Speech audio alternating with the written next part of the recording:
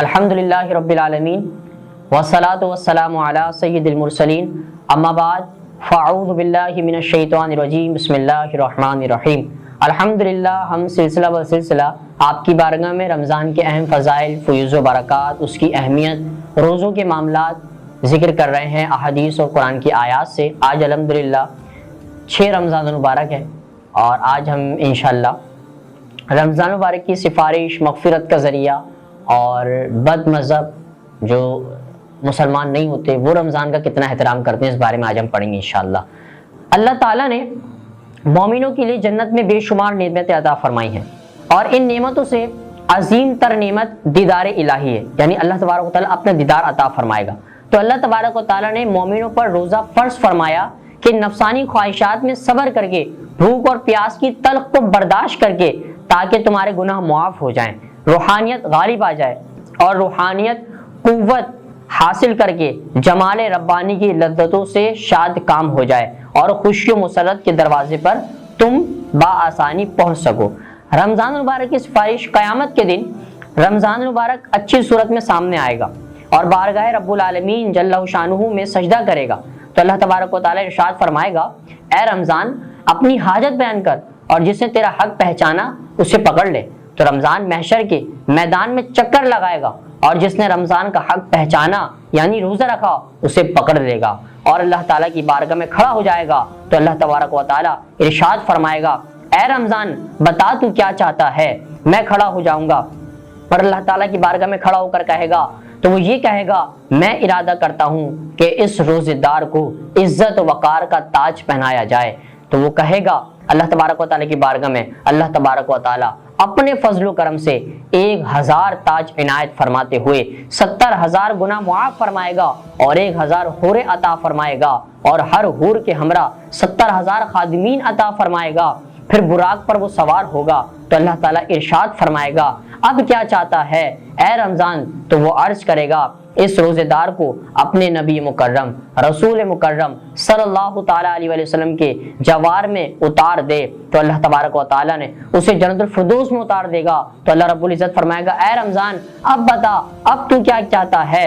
تو عرض کرے گا، اے اللہ تو نے میری تمام حاجتیں پوری فرمائی مگر تیری کرامت کہاں ہے؟ تو اللہ تعالیٰ 100 سرخ یاقوت کے شہر عطا فرمائے گا مگر جس پر سب زبرجد کا نقش و نگار بنا ہوگا اور ہر شہر میں 1000 محل ہوگا اور ان محلوں میں روزے دار ٹھہریں گے۔ جس کو خود اللہ مل جائے اسے کیا چاہیے، جانتے صائم ہے کیا ہے، قیمت ماہ سیام، مغفرت کا ذریعہ ہے روزے دار۔ حضرت نبی رحمت صلی اللہ علیہ وسلم کا ارشاد ہے کہ من صام رمضان ایمانا و احتسابا غفر لہ ما تقدم من ذنبہ۔ بخاری شریف کی حدیث ہے، فرمایا جس شخص نے رمضان کا روزہ ایمان اور احتساب سے رکھا اس کے اگلے گناہ معاف کر دیے جائیں گے۔ رمضان کی برکت کی بھی اور رمضان کی تعظیم کی بھی بڑی برکت ہے۔ ایک ایسا شخص تھا جو نماز نہیں پڑھتا تھا، البتہ جب رمضان آتا تو خوب تیاری کرتا، اچھا لباس پہنتا، روزے رکھتا، گزشتہ کو قضا کرتا۔ اس سے پوچھا گیا کہ تم ایسا کیوں کرتے ہو؟ تو اس نے کہا، ھذا الشہر توبتی و رحمتی والبرکتی عسى اللہ ان یتجاوز عنی بفضلہ۔ یہ توبہ اور رحمت کا مہینہ ہے، یہ برکت والا مہینہ ہے، یقیناً اللہ تبارک و تعالیٰ مجھے رمضان کے صدقے اپنا فضل عطا فرمائے گا، اپنی رحمت میرے اوپر اتارے گا۔ پھر یہ شخص مر گیا، کسی نے خواب میں دیکھا تو پوچھا اللہ تبارک و تعالیٰ نے تمہارے ساتھ کیا معاملہ فرمایا؟ تو کہنے لگا کہ اللہ تعالیٰ نے میرے گناہوں کو بخش دیا اور اس وجہ سے بخش دیا کہ میں رمضان کی تعظیم کیا کرتا تھا۔ اور حضور نبی کریم رؤوف الرحیم صلی اللہ علیہ وسلم کا ارشاد ہے کہ روزہ اللہ تعالیٰ کی عذاب سے بچنے کی ڈھال ہے، یعنی جس طرح تلوار کا حملہ ڈھال کے ذریعے ہوتا ہے اسی طرح بندہ روزے کے ذریعے عذاب الہی سے بچ جاتا ہے۔ اب مجوسی کا احترام رمضان دیکھیں، ایک مجوسی ہے، آگ کی پوجا کرنے والا ہے لیکن رمضان کا احترام کتنا کرتا ہے۔ بصرہ شہر میں مجوسی آتش پرست ایک لڑکا رہتا تھا، مسلمانوں کے بازار میں رمضان مبارک میں کھانا کھا رہا تھا۔ یہ دیکھ کر اس کے باپ نے اس لڑکے کے منہ پر تماچا مارا اور سخت ناراض ہوا۔ لڑکا کہنے لگا، ابا جی تم بھی تو رمضان میں روزانہ کھانا کھاتے ہو، روز پیتے ہو۔ باپ کہنے لگا، یقیناً میں روزہ نہیں رکھتا مگر گھر میں بیٹھ کر میں کھانا پینا کرتا ہوں، لوگوں کے سامنے اس سے نہیں کھاتا تاکہ مسلمانوں کے روزے کے لیے بے حرمتی نہ ہو۔ چنانچہ اس شخص کے مرنے کے بعد بخارا کے کسی بزرگ نے اس کو خواب میں دیکھا کہ وہ جنت میں ٹہل رہا ہے۔ کسی نے پوچھا کہ تو جنت کیسے مل گئی، تو جنت میں کیسے آ گیا؟ تو وہ کہنے لگا میں مجوسی تھا، آتش پرست تھا، آگ کی پوجا کرتا تھا، مگر جب موت کا وقت قریب آیا تو اللہ تعالیٰ نے رمضان کے احترام کی برکت سے اسلام عطا فرمایا اور میں مسلمان ہو کر مرا، اور رمضان کے احترام کی وجہ سے اللہ تبارک و تعالیٰ نے مجھے جنت میں داخلہ عطا فرما دیا ہے۔ یہ ایک مجوسی کا احترام ہے۔ ہمیں تو بدرجہ اولا احترام کرنا چاہیے کہ ہم تو مسلمان بھی ہیں، اللہ رسول کے ماننے والے بھی ہیں، پھر دوسرا نبی علیہ الصلوۃ والسلام کی امت میں بھی ہمارا شمار ہے کہ نبی امت میں آنے کے لیے انتظار کرتے رہے۔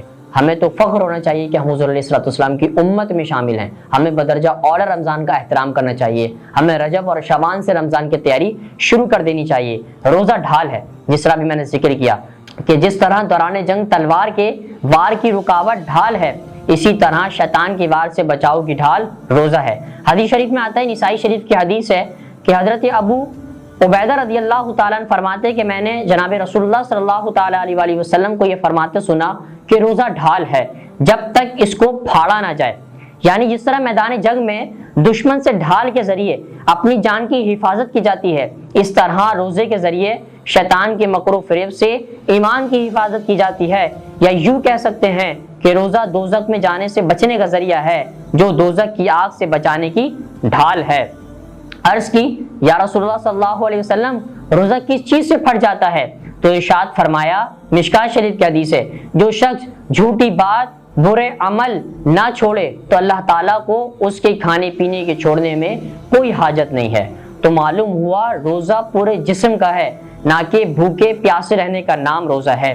زبان کا روزہ یہ ہے کہ تلاوت کی جائے، ذکر الہی کی جائے، قرآن مقدس پڑھا جائے، درود پاک کا ورد کیا جائے، لغو گفتگو بکواس گالی گلوچ سے بچا جائے۔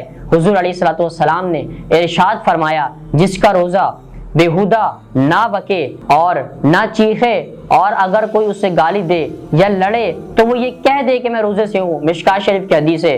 تو جھوٹ کا تو ہر آدمی کو پتہ ہے، مگر غیبت کیا ہے یہ بتلانا ضروری ہے۔ حضور نبی اکرم صلی اللہ علیہ وسلم نے ارشاد فرمایا، اگر کسی آدمی میں کوئی عیب ہو اور اس کے پیٹھ پیچھے کہا جائے تو وہ غیبت ہے، اور اگر عیب نہ ہو اور عیب کہا جائے تو وہ بہتان ہے، جو اس سے بڑھ کر گناہ ہے۔ یہ مسلم شریف کی حدیث ہے۔ ان تمام کاموں سے ہمیں رمضان میں تو بدرجہ اعلیٰ بچنا ہے، لیکن ساری زندگی ہم نے ان کاموں سے بچنا ہے، تبھی اللہ کا قرب ہمیں نصیب ہوگا، جبھی اللہ کی جو ہے نا رحمتیں ہمارے اوپر نازل ہوں گی۔ دعا ہے اللہ تبارک و تعالی ہم جو کچھ سن رہے ہیں اس کو سمجھ کر عمل کر کے دوسروں تک پہنچانے کی توفیق عطا فرمائے۔ وما علینا الا البلاغ المبین۔